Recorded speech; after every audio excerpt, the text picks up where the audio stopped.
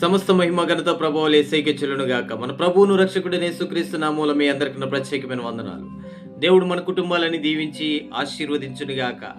పునరుద్ధానుడైన యేసయ్యను మనం జ్ఞాపకం చేసుకుంటూ ఈరోజు మనం ఆరాధనలో దేవుని యొక్క సన్నిధిని అనుభవించాం. ఆయన లేచాడు కాబట్టి ఆయన లేచిన విధానం చాలామంది అనుకుంటారు, ఈ ప్రపంచంలో దేవుడు అని పిలువబడేవారు 33,000 కోట్ల మంది దేవతలుగా దేవులుగా పిలువబడేవారు ఉన్నారు. కానీ ఏ దేవత ఏ దేవుడుగా పిలువబడుతున్నవాడు మరణించి తిరిగి మరలా లేవలేదు.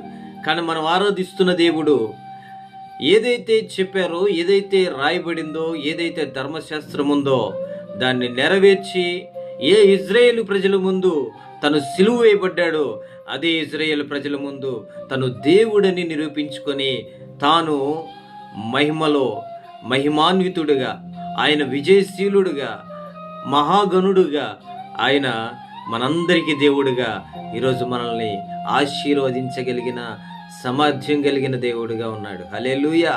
మరణాన్ని గెలవడం ఎవరికి అసాధ్యము కాదు. మరణాన్ని జయించడం ఎవరి వల్ల కాదు. మరణపు కోరలను మరణానికే ముచ్చెమటలు పట్టించి మరణ భయం నుండి విడిపించి మనిషిని కాపాడిన వాడు దేవుడు ఒక్కడే.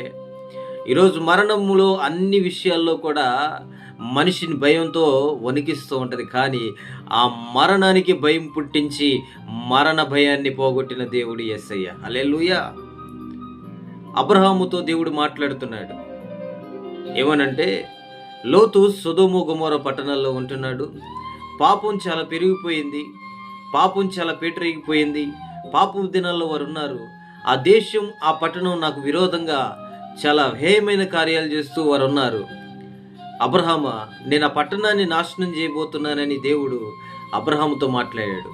అబ్రహాము మాట్లాడిన వెంటనే ఏమన్నాడో తెలుసా? అయ్యా, ఆ పట్టణంలో నా సహోదరుడు ఉన్నాడయ్యా, నా ఆత్మీయుడు ఉన్నాడయ్యా, నాతో పాటు సహవాసం చేసిన ఒకడున్నాడు అయ్యా, ఆ పట్టణాన్ని ఎలా అయినా కాపాడు ప్రభువా అని అబ్రహాము దేవుణ్ణి అడుగుతున్నాడు. అబ్రహాము మాటలకు దేవుడు ఏమని సమాధానం చెప్పాడు తెలుసా? సరే, నువ్వు అన్నట్లు నేను ఆ పట్టణాన్ని కాపాడుతాను, కానీ ఆ పట్టణంలో ఒక 50 మందులు నీతిమంతులు చూపించు, నేను ఆ పట్టణాన్ని కాపాడుతా అన్నాడు. రైట్, 50 మంది లేకపోతే పర్లేదు, ఒక 40 మందిని నేను చూపించు. 40 మందిని లేకపోయారు. దేవునితో అబ్రహాం బేరసారాలు ఆడుతున్నాడు అనమాట. ఒక ఆత్మను రక్షించడానికి దేవునితో ప్రామాణికమైన వాదన చేస్తున్నాడు అబ్రహాం. అయ్యా, 20 మంది ఉన్న చూపించు, నేను కాపాడుతాను పట్టణం.